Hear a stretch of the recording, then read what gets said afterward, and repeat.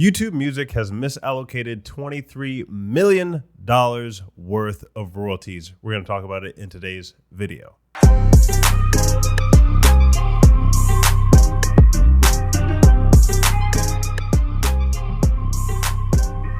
What's up, guys? This is Omari with No Nonsense Music Marketing, the #1 place for music business and industry advice online. If you are not subscribed already, click the subscribe button, hit the notification bell so you get updates on every new video, because this is important information you need to act on today, this week, this month for your music career. So most of you guys watching these videos are not subscribed, so click the subscribe button. Let's hop into the topic.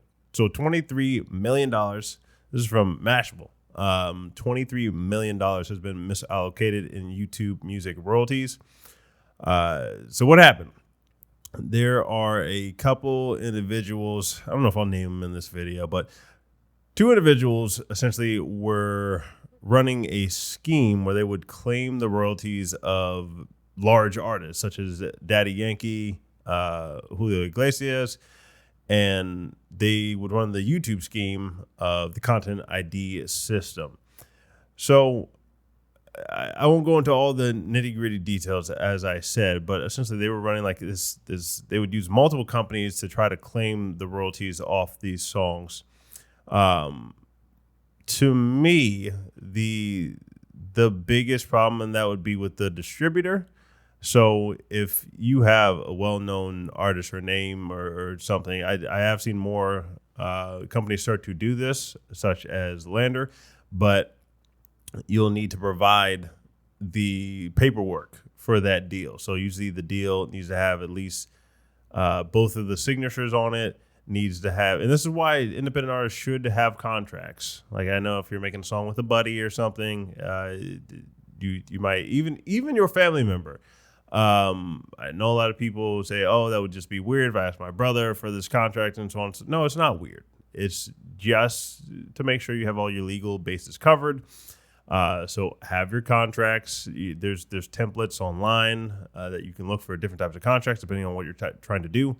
But you need to have your contracts signed, your T's crossed, your I's dotted. And it's not from like a selfish standpoint. It's just that's how you do business. Like that, you need to have all your paperwork, even if it's uncomfortable. Like nobody likes writing a will, for instance. However, these are things you still need to do to be a responsible business owner, because as an artist, you are a business. You're an entrepreneur. You're a business owner. So have all your paperwork in place. Additionally, just be cautious with the online systems. I know this one's kind of above most people's heads, and you're not really going to know about this problem until it happens to you. However, to me, the thing that would help solve this the most would be a system where, one, everybody has to sign that contract, and like it would be tedious, but you upload the contracts whenever you are attempting to go through your distributor to upload the music. But then additionally, one subject of fraud that happens that people ask us about a lot is fake streams, bots. So how do people like Spotify and YouTube protect themselves against these bad streams? Because you certainly don't want to falsely accuse somebody of creating fake streams, because that robs them of their royalties. So what would be the best solution to take care of those fake streams? It would be that people pay per stream. So instead of having like a free account, or even having like a $10 a month account, because it's still a buffet style, you just listen to as many songs as you want for $10. And then on the free version of Spotify or YouTube, they're just depending on the ad revenue. And if you're serving your advertisers bad views and bad streams, that means they're not gaining as much money when they spend the ad money. So the best way to mitigate that would be a pay per stream model, which I've gone over many times on this channel. So you guys that are regular watchers, probably it's ad nauseum at this point. However, it needs to happen. But for this subject, back to the original subject at hand, the content ID scammers, they did catch them. So I guess that's the good news. You could say the system kind of works a little bit.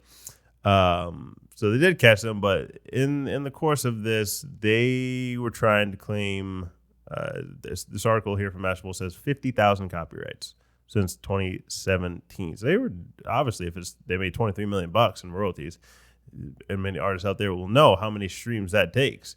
That is a lot of streams that they were trying to claim. So it took them a while to catch this. Like, imagine you are Daddy Yankee's team or Julio Iglesias' team, and you're trying to like track down this person who's doing this frivolous stuff.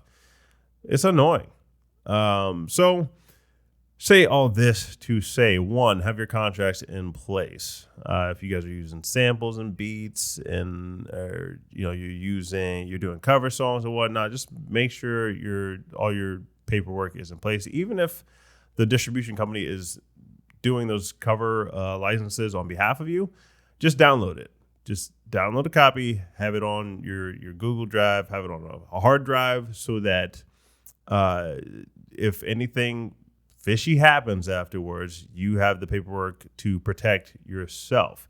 Had an instance with a certain cable company that they tried to claim that I had owed them money and that the bills were past due and all this stuff, and of course they weren't.